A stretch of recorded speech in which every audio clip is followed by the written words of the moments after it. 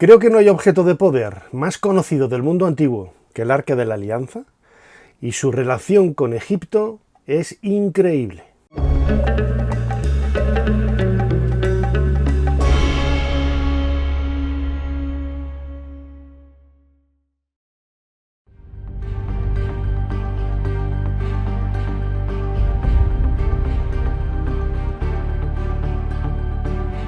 La historia del Arca de la Alianza en los últimos 50 años, bueno, pues ha crecido, ¿no?, de forma exponencial por películas como Indiana Jones, En busca del Arca Perdida, ¿no? Es una historia en donde se cuenta un poco esa búsqueda de un objeto de poder, como decía ahora en la introducción.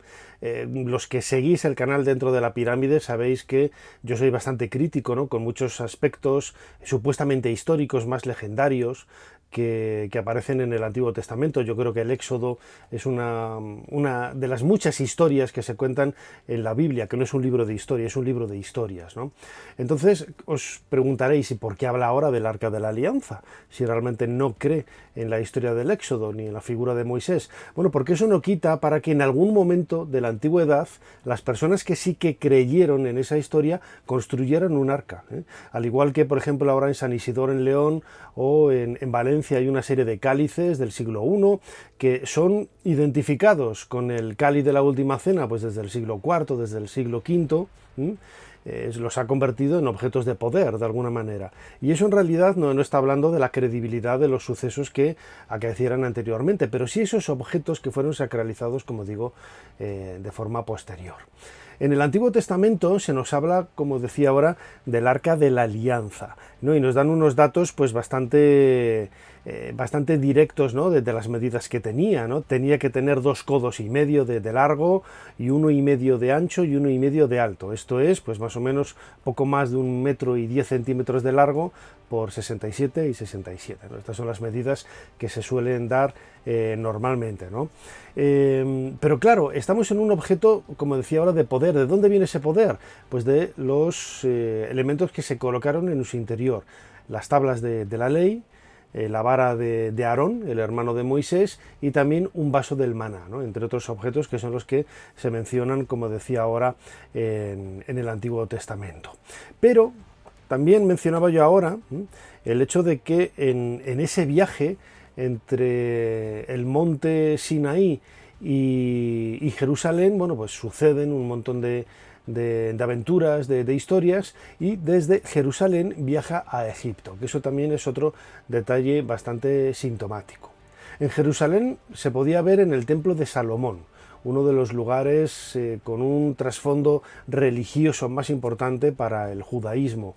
En lo que hoy es la explanada de las mezquitas en Jerusalén, en cuya base está la única parte del Templo de Salomón que todavía sigue en pie, que es ese muro de las lamentaciones o muro de los lamentos, pues ahí en la parte superior es donde se cree que estaba custodiado el Arca de la Alianza, ¿no? El templo también aparece descrito de una forma determinada, ¿no?, en las Sagradas Escrituras, y es lo que ha hecho que se pueda reconstruir de una forma más o menos directa o más o menos real, ¿no? Pero también es cierto que Jerusalén fue destruida y asaltada en innumerables ocasiones. Y una de ellas que aparece mencionada precisamente en la Biblia, es con la que me quería quedar en este nuevo vídeo de Dentro de la Pirámide. En el Libro de los Reyes, en el primero y en el segundo de Crónicas, se nos habla de ese asalto, ¿no?, por parte de un rey egipcio de nombre Shishak a Jerusalén, y la toma del templo y de la toma de sus tesoros, intuimos, ¿no? ¿Quién era este faraón Shishak? Probablemente, por el momento histórico que se quiere recrear, sea Sesonk I, uno de los faraones más importantes, ¿no?, de la historia de Egipto. Es el creador de la 22ª dinastía. Estamos en el tercer periodo intermedio, más o menos, grosso modo, hacia el 950 a.C., ¿no? Hasta nosotros han llegado algunos relieves, algunas esculturas, que luego también él reutilizó. Son esculturas más antiguas, pero que él reutilizó y colocó su nombre, ¿no? Lo que da pie a pensar que en esa dinastía 22, hace casi 3.000 años, Sesonk era un faraón destacado en esos anales de la historia de Egipto. La pregunta que nos tenemos que hacer es si fue Sesonk quien se llevó el Arca de la Alianza a Egipto, o, como dice también una tradición judía, fue Menelik, el hijo de Salomón, y la reina de Saba, quien en un momento dado robó el Arca de la Alianza y lo llevó a lo que hoy es Etiopía. Luego ahondaremos un poco en esta idea, pero pasando por Egipto. Hay un lugar en Egipto que la tradición lo vincula precisamente con el paso del Arca de la Alianza, ¿no? La investigación del libro de Graham Hancock, ya pues hace casi 20 años o 30 años, Símbolo y Señal, nos hace pensar, ¿no?, que quizás en un templo judío que había en la isla de Elefantina, ahí es donde estuvo custodiado el arca durante un tiempo antes de seguir su viaje hacia el sur. Sí que es cierto que hay excavaciones arqueológicas que efectivamente han demostrado la existencia de una pequeña comunidad judía, especialmente en el siglo V a.C., durante el reinado de Darío, el rey persa, y que trabajaban como mercenarios para proteger la frontera sur de Egipto ante las posibles invasiones que pudiera haber por parte de Nubia, lo que hoy es Sudán. Hay varios textos. Charles Wilbur, por ejemplo, descubrió en el siglo XIX un papiro que fue la primera mención escrita en arameo, un papiro descubierto en Egipto donde se hablaba precisamente de ese templo, de este enclave judío en la isla de Elefantina, y se sospechaba que quizás pudiera ser una recreación literaria que no tuviera su fundamento desde el punto de vista religioso. Pero es cierto que las excavaciones que se han llevado a cabo en el siglo XX, en una parte muy concreta de la ciudad de la isla de Elefantina, junto a la ciudad de Asuán, allí han aparecido pues restos con la estrella de David, lo que está justificando precisamente lo que cuentan estos papiros, ¿no? La presencia de una comunidad judía seguramente pequeña. Hay algunos artículos que hablan de cuál podría ser la ubicación, ¿no?, el tamaño que tuviera ese templo, ese pequeño santuario para acoger al culto de los judíos que pudieran vivir en la isla, en ese contexto, ¿no?, del dios Hnum, que era el dios protector y una de las divinidades más importantes del Alto Egipto, y que allí estuvieron viviendo pues hasta prácticamente el 410, que es cuando fue destruido este templo. Las crónicas nos hablan de un levantamiento por parte precisamente de esos sacerdotes del dios Hnum. No dejaron nada, ¿no?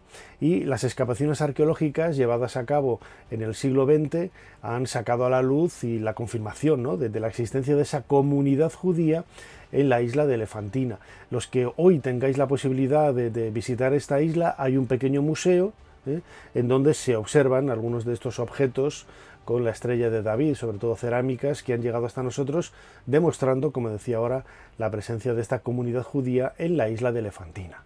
Pero, lo comentaba antes, el viaje del Arca de la Alianza, si alguna vez estuvo en la isla de Elefantina, continuó hacia el sur, hasta la ciudad de Aksum, en Etiopía, donde hay una comunidad cristiana muy importante. Y ahí es en donde se encuentra la iglesia de Santa María de Sion, que es el lugar en donde hoy la tradición ubica la presencia del Arca de la Alianza.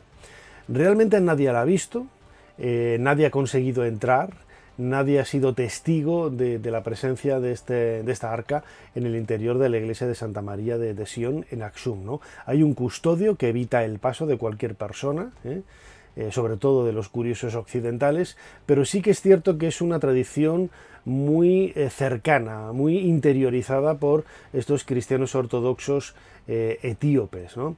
¿Qué es lo que hay dentro de la iglesia de Santa María en Aksum?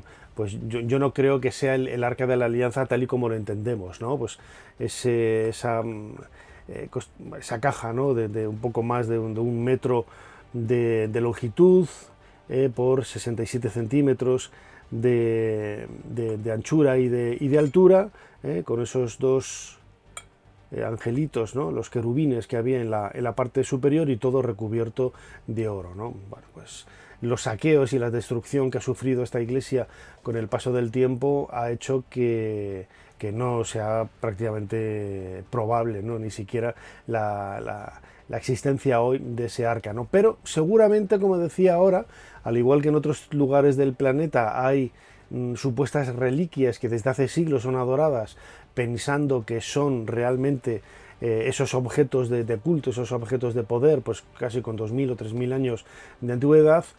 En el interior de la iglesia de Axum seguramente hay una caja, ¿no?, que pudiéramos identificar con este arca de la alianza. No lo sabemos, pero vemos que sí que tiene un vínculo muy directo con la historia del antiguo Egipto y sobre todo con ese faraón Seshonk I de la 22ª dinastía hacia el 950 a.C., lo vemos en relieves en el templo de Karnak, en donde está hablando de ese culto al dios Amón, y hay documentos que nos hablan precisamente de esas campañas militares en la franja sirio-palestina, lo que justificaría lo que dice la Biblia, ¿no?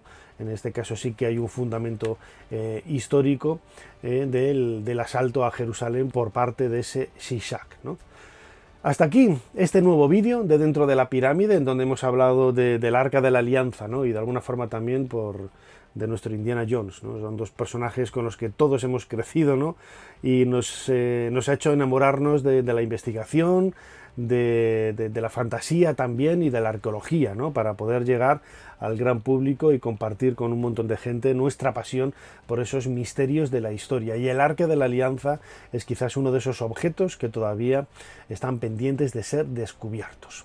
Nada que ver con Tanis, como aparece precisamente en la película de En busca del Arca perdida, ¿no?